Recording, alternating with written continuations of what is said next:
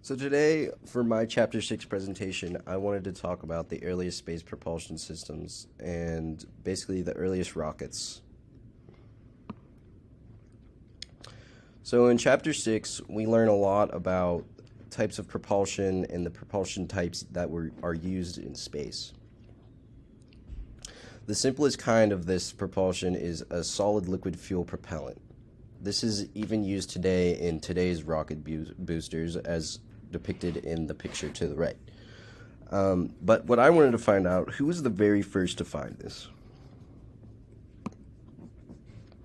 On March 16th, 1926, Dr. Robert H. Goddard became the first person to successfully launch a liquid-fueled rocket.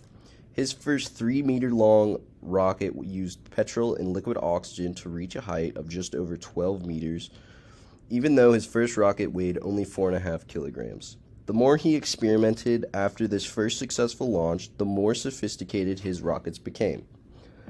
During his lifetime, Dr. Goddard designed, built, and launched 35 rockets of increasing sophistication.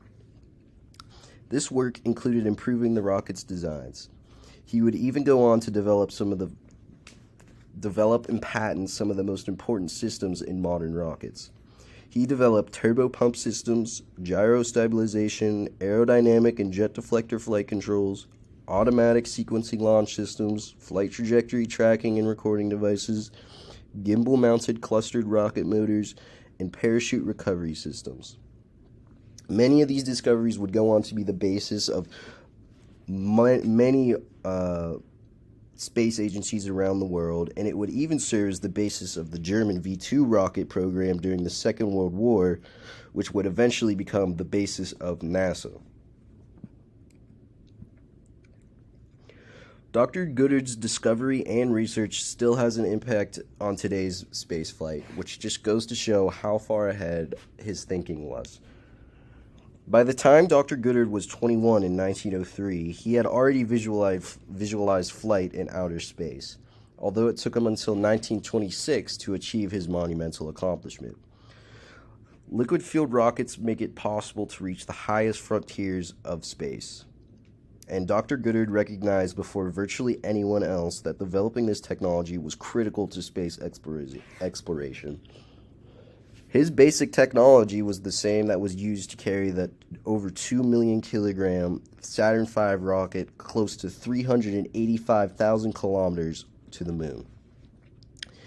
Even today, the majority of unmanned rockets that deliver spacecraft and satellites to Earth orbit or on interplanetary expeditions use a liquid propulsion system. According to William Townsend, deputy director of the NASA facility named after the rocket pioneer, the Goddard Space Flight Center, had to say this about the flight. He said that flight became the underpinning of everything that we are able to do in space today and which we take for granted. In conclusion, just like the Wright brothers, Dr. Goddard was also an American, and he was just as important as the Wright brothers, only he did it merely 20 years later.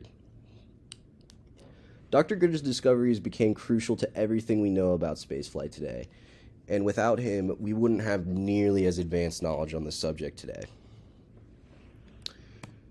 Here are my sources, and thank you for listening.